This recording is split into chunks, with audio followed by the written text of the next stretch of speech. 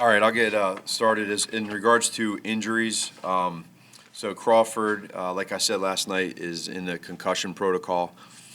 DHC does have a fractured forearm, which will require surgery, and he'll be on IR. Tonga has a stinger. Andy Dalton will just continue to monitor throughout this week and see where he's at with the swelling and pain. Roquan has a hamstring that we're going to monitor this week and see where he's at. Jason Peters with the ankle, no change there. We're still working through to see exactly the significance of that. And then Justin had, like you guys asked last night, he has a left-hand contusion. So, I feel like he should be good there. But that's in regards to injuries sustained from the game last night. Watching the tape, it's the start of that third quarter for the drive, for the touchdown, the sack fumble, the quick score by them, 2 quick touchdowns, and then a couple more 3 and outs, and just trying to get back into that game. It just was 2 different halves. It was difficult. So we got to learn from that, and but at the same point in time. That when that happens against a good football team, they're going to beat you every time. So that's probably the biggest takeaway right now. When you're going from an all-pro caliber left tackle to a rookie who hasn't played preseason, regular season, or otherwise, what types of things do you have to take into account going forward to make sure that you're doing things offensively that factor that in? Right. Yeah. You definitely want to help out as much as you can. And even with the sack fumble, the strip sack, there was a chip on that, on that play. And throughout the game, we had 32 dropbacks, 16 of them had chips and slams. So 50% of the time we're chipping and slamming. Now, when you do that, you eliminate receivers or tight ends because you're saying, okay, we're going to protect. So now you got to understand. We need to understand that. Everybody needs to understand that, and so there's a little risk reward when you do that, but. You got to be able to help out that way. You got to be able to help out in the run game too, right? He can't be dropped back all the time. When you get behind, especially in the fourth quarter, and you have to throw the football more to catch back up, it eliminates some normal carries that you would have, and hence, David getting that 1 carry. We'd like to have more. And if Jason Peters is healthy for Monday night's game, is he still the starting left tackle? Yeah, if he's healthy, for him, you can see what I've been saying, what he's done this entire year, helping us out where he's at. At the same point in time with Tevin, I do believe that yesterday for him was, although we had some holding penalties that he had, a couple things here or there which can be significant. He can learn and grow from that, and he's a strong-minded guy, and we'll work through all of the types of scenarios of what's best. You got left side, you got right side, you got all different things that come into it. So with Jason, we got to be able to see where he's at, and then if he is not able to go, we'll get together as a staff and talk through what's best for us. Just with the full week playing out, is there any chance Forum could go left and Kevin could go right, or is that not something? I think right now, I think all of that's probably on the table to be able to figure out, get with Juan and talk through. We all need to understand and realize that it is different going from, we know that, right? It's different going from one side to the other, and then for somebody like Tevin who hasn't played a whole lot as well. So there's some different scenarios that we'll probably look into. Last night's game was somewhat typical in that you showed a spark. You showed some good things, and yet it wasn't enough. At this point of the season, what's the frustration level of that continuously happening? And just how, is there a cumulative effect of that for you as a coach in these situations? There's always a cumulative effect. At the same point in time, that's what you got to fight and resist, is letting it beat you down and wear you down. And the guys, it's important that the players know. And I think when they come out and they play the way they did in those first 2 quarters, you had the energy. When we were just talking about it this morning as a staff, you got to be able to, whatever it is, if we get the ball on offense in the third quarter, we got to go down and get points. If they get the ball, it can't be as easy as whatever it was, a 7 or 8 play drive for a touchdown with positive plays the whole way. And then if they do score like they did offensively, let's get out of being backed up. Let's get some first downs. Let's flip the field at least. So we know that again, against a team like that with that quarterback. If you don't do that, you're going to be in trouble. But as strong as you've been, as much as you've held up through the season, do you have weak moments at points like in situations like that? Oh, you get in the game and when the final second ticks off in the fourth quarter and you realize that you lost the game and you fight to put yourselves in position like we did in that first half to come on out and now finish it. It's everybody. It's not just me. We're together. You feel you get frustrated, but you keep fighting, and there's not any quit, and that's all you can do. That's all we can do. And on the pick six, anything else that you noticed watching on tape that you didn't see last night? And then also the second drive, there was a 3rd and goal play to Cole over the middle. I was curious what your diagnosis was on why Sure. Yeah, the pick six, again, Rasul made a nice play. He kind of was sitting. He was kind of sitting on the sticks a little bit. Just kind of go. I thought in the game that Justin's tempo was good. I think it's probably a combination of if we do that again or run it more, there might be, a little more urgency to Justin's footwork. But at the same point in time, I say that the kid still might have made a play on it. So what we're taking from that is that, that hurts that it's a pick six. We never want that. But at the same point in time, the very next possession, he came back and made that nice throw to Demir. Down in the red zone, again, big picture for us to come away with 3 instead of 6.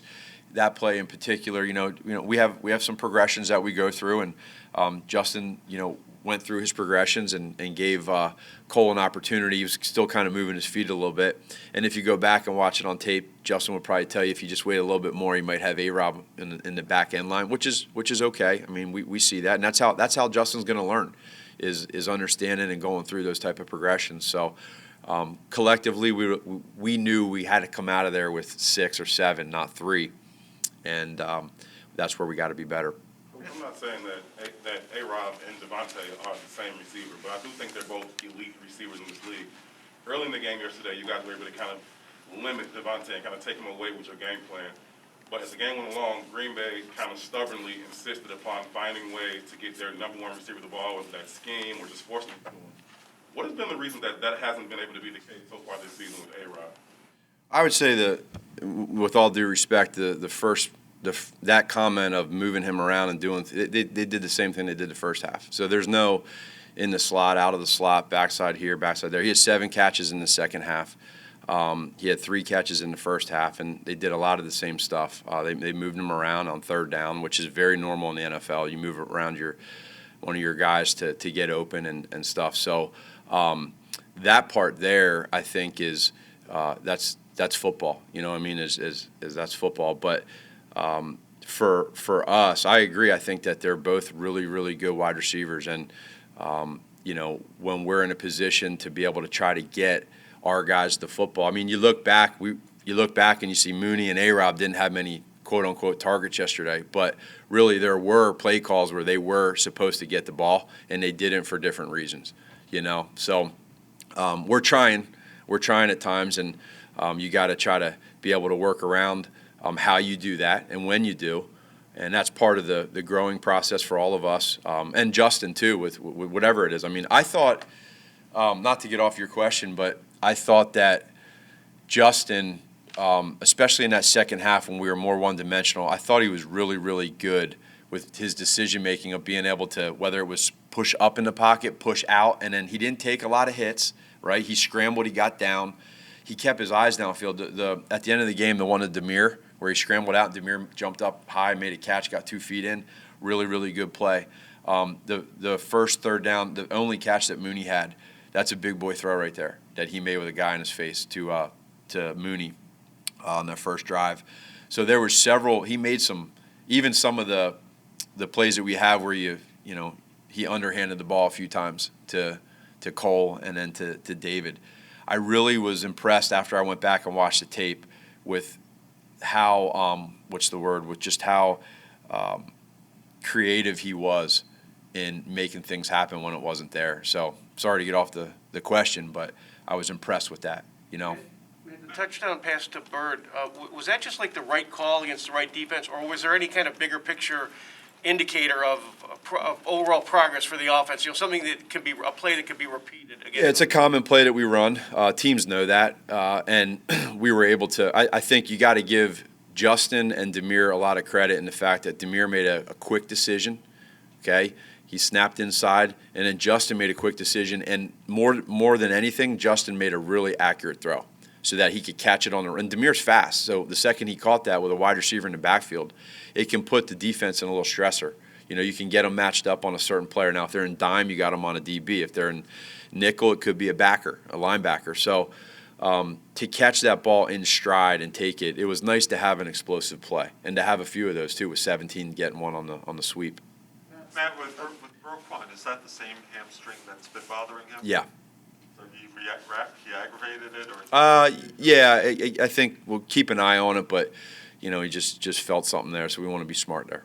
Yesterday, what Go ahead, I'll come back. With Akeem Hicks, he was sitting here Yeah, Friday saying he was probably going to play, and then He was close, you know, and we just want to be smart with that. So other than that, we got to, you know, to Friday/Saturday morning when you got to make a decision as to where it's at and rosters and numbers and everything, and being able to get in there and really go full bore all the time. That's the part that you weigh. So we're really close, and I think that's probably where that was in regards to where he was and where we're at, and now hopefully we can be closer this week. You talked about Justin moving around in the pocket. Yeah. In the second half there.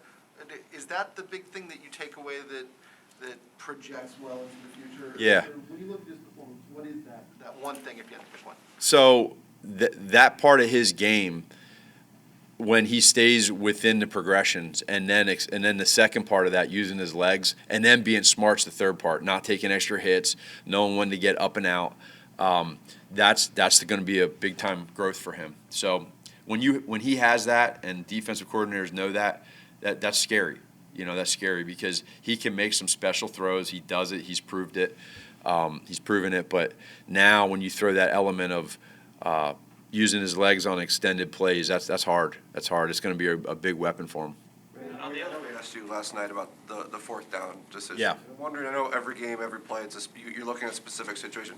Do you ever, as a coach, do you step back, look big picture, say, you know where the team's at right now, and does that change the aggressiveness of like a what do we have to lose kind of situation to go for it in those spots? Yeah. I don't. By no means do I think that I can understand the fact of, you know, going for it there in that situation. I don't think it's you know, I get it. And when you look back and you see what happens when they go on that long drive and take up the clock and score, you wish you would have went for it, you know, and that's the part that you look back as a coach and you say, damn, you know, that would have been a time to do that. At the same point in time, we were just coming off a 3-and-out. We stopped them 3-and-out, so the previous possession. So I was just, you know, thought in that scenario, but it obviously backfired. What about was there any thought after Cole couldn't get the ball in 3rd and goal, to go for it on 4th and goal there?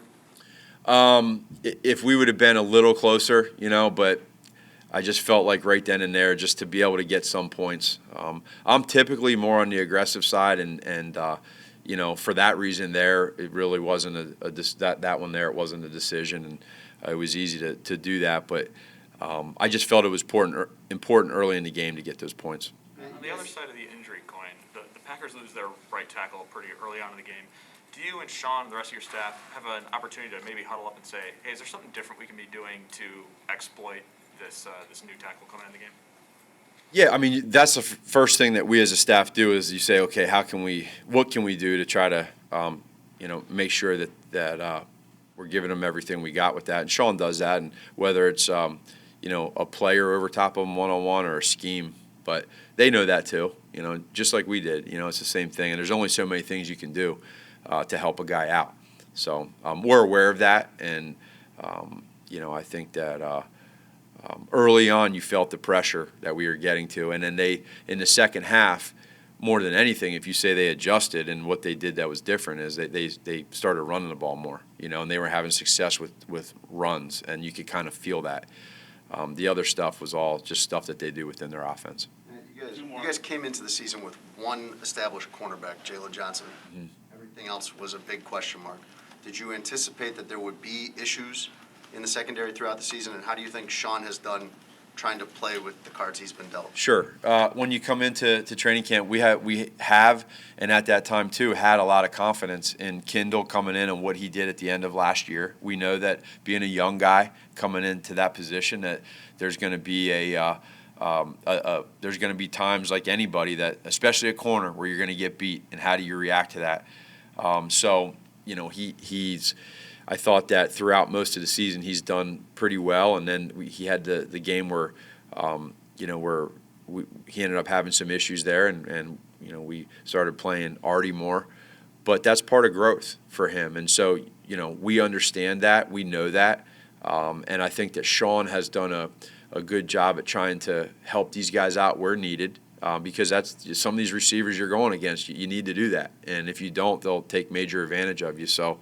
I think that, again, what I like about Kendall is that he's out there practice every day. He's working hard, and he hasn't gone into the tank or anything like that. He's staying positive, and he's working hard every day in practice. So he's going to continue to grow. Yeah, I just wanted to clarify something. Because it was actually Jalen after the game who really pointed out the adjustments that they made with Devontae and some of the different things they did. Are you saying after going back and watching the tape that you really see that? Yeah, No, yeah, what I'm saying is that in general, you go back and we get together in the mornings and you talk through, like, okay, why did things, what happened from the first half to the second half in all three phases? And so when we do that and you go through your meetings and you talk through the staff, it's always good to talk through, okay, what were they doing different, or what were they doing the same, and what were we doing? And I think, just like I said, it's, regardless of what Jalen or anybody else says, for us, you just go through and you want to look at, okay, why did things happen? And so that's what I was saying schematically. I really felt like it was more the run game, the power runs, and that they did that was different. But at the same point in time, when they score a touchdown like they did that first drive, it's our job as an offense to recover from that. It's a little bit of a boxing match. We got to be able to come back and counterpunch, and we didn't do that, and then they got that quick touchdown right after the strip fumble. Before you know it, you look up, they just scored 14 points, and so that's a good football team. They have a good record for a reason, and that's really where I was at with that. Thanks, Matt. All right, yep, thanks.